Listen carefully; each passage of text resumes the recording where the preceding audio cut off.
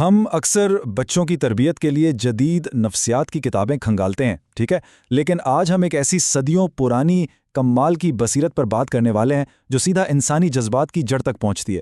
تربیت اولاد اور مولانا رومی کے فلسفے کا یہ سنگم دراصل ہمیں بتاتا ہے کہ ایک فرد کو اندر سے جذباتی طور پر کیسے مضبوط بنایا جائے۔ یہ کوئی عام روایتی گفتگو نہیں ہے، بلکہ والدین اور اساتذہ کے لیے بچوں کی بہترین پرورش کا ایک بالکل نیا اور واضح فریم ورک ہے۔ تو چلیے سیدھا اس کمال کے فلسفے میں اترتے ہیں۔ اب ذرا اس منظر کا تصور کیجئے، ایک محفل سجی ہے اور ایک شاگرد مولانا رومی سے زندگی کا ایک انتہائی گہرا اور شاید تھوڑا سا عجیب سوال پوچھتا ہے۔ وہ پوچھتا ہے کہ زہر دراصل کیا ہے؟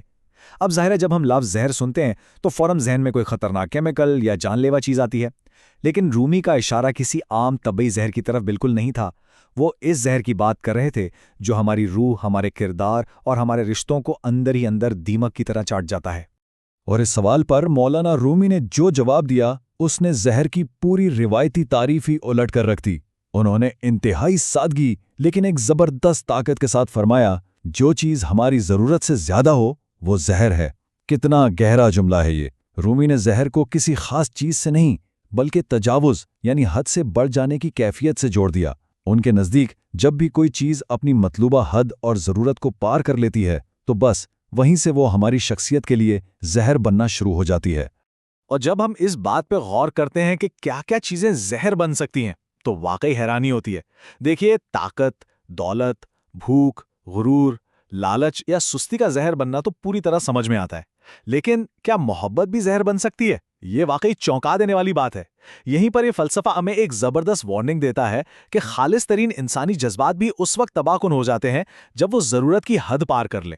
اور خاص طور پر بچوں کی تربیت کے حوالے سے یہ ایک بہت بڑا الارم ہے۔ اگر بچے کو اس جگہ پر ضرورت سے زیادہ محبت اور لاڈ پیار دیا جائے جہاں اسے نظم و ضبط کی ضرورت ہے تو یقین مانیے وہ اندھی محبت بھی اس کے مستقبل کے لیے خالص زہر بن جائے گی۔ توازن کھونا ہی اصل تباہی ہے۔ تو یہ توازن بگڑتا کیوں ہے؟ منفی جذبات کی ساخت کیا ہے؟ رومی کے مطابق یہ سب جڑا ہے قبول کرنے سے انکار پر۔ بس یہی وہ واحد نفسیاتی جڑ ہے جہاں سے ہماری تمام ذہنی پیچیدگیاں، تمام تاریک جذبات جنم لیتے ہیں۔ جب انسان حقیقت کو، حالات کو یا اپنی حدود کو تسلیم کرنے سے انکاری ہوتا ہے تو بس وہیں سے گڑبڑ شروع ہوتی ہے۔ اب ذرا خوف کی ماہیت کو ہی دیکھ لیجئے۔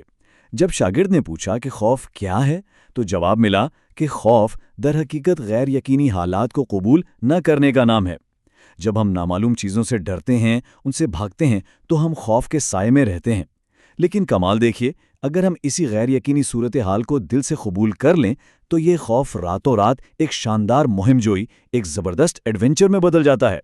والدین کے لیے سوچنے کی بات ہے نا، بچوں کو ان غیر یقینی حالات کا سامنا کرنا سکھانا کتنا اہم ہے تاکہ وہ ڈرنے کے بجائے زندگی کو ایک مہم کے طور پر انجوائے کر سکیں۔ اسی طرح بات جب حسد کی آتی ہے تو وہ کیا ہے؟ حسد محض دوسروں کی خوبیوں، ان کی کامیابیوں کو قبول نہ کرنے کا نتیجہ ہے۔ جب انسان یہ تسلیم کرنے سے کتراتا ہے کہ کسی اور کے پاس ہم سے بہتر کوئی صلاحیت ہے تو وہ کڑواہٹ حسد بن کر اندر ہی اندر جلاتی ہے۔ لیکن جیسے ہی ہم ان خوبیوں کو کھلے دل سے بغیر کسی انا کے تسلیم کر لیتے ہیں تو وہ ساری کڑواہٹ ایک زبردست تحریک میں بدل جاتی ہے۔ ہم جلنے کے بجائے اس شخص سے سیکھنے لگتے ہیں، انسپائر ہونے لگتے ہیں۔ اور غصہ تو ہماری روزمرہ زندگی اور خاص طور پر بچوں کی تربیت کے دوران بار بار سامنے آتا ہے۔ رومی بتاتے ہیں کہ غصہ صرف اور صرف ان چیزوں کو قبول نہ کرنے کا نتیجہ ہے جو ہمارے اختیار سے باہر ہوتی ہیں۔ ہم ان حالات سے، ان باتوں سے لڑ رہے ہوتے ہیں جنہیں ہم کنٹرول ہی نہیں کر سکتے، لیکن جس لمحہ ہم یہ حقیقت قبول کر لیتے ہیں کہ بھائی کچھ معاملات واقعی ہمارے اختیار سے باہر ہیں تو یہ غصہ فوری طور پر پگھل کر ایک بہترین قوت برداشت اور تحمل کا روپ دھار لیتا ہے۔ اب آتے ہیں سب سے طاقتور تبدیلی کی طرف۔ نفرت کیا ہے؟ نفرت کسی بھی انسان کو اس کی اصل حیثیت، اس کی خامیوں اور خوبیوں سمیت قبول نہ کرنے کا نام ہے۔ ہم لوگوں کے ساتھ شرطیں لگاتے ہیں، انہیں ان کی مکمل حقیقت کے ساتھ قبول کرنے سے انکار کرتے ہیں۔ لیکن اگر کسی کو بغیر کسی شرط کے غیر مشروط طور پر قبول کر لیا جائے تو وہ نفرت اپنا وجود کھو دیتی ہے اور خالص محبت میں تبدیل ہو جاتی ہے۔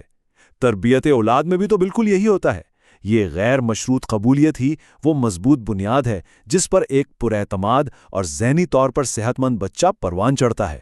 تو اگر ہم اس پوری جذباتی کیمیا گری پر ایک نظر ڈالیں تو ایک بہت ہی دلچسپ پیٹرن ابھر کر سامنے آتا ہے۔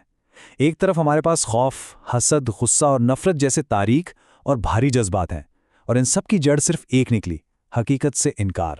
لیکن جیسے ہی ہم اس انکار کو اقرار یا قبولیت میں بدلتے ہیں تو یہی تمام منفی جذبات اچانک مہم جوئی، تحریک، برداشت اور محبت جیسی شاندار طاقتوں میں بدل جاتے ہیں۔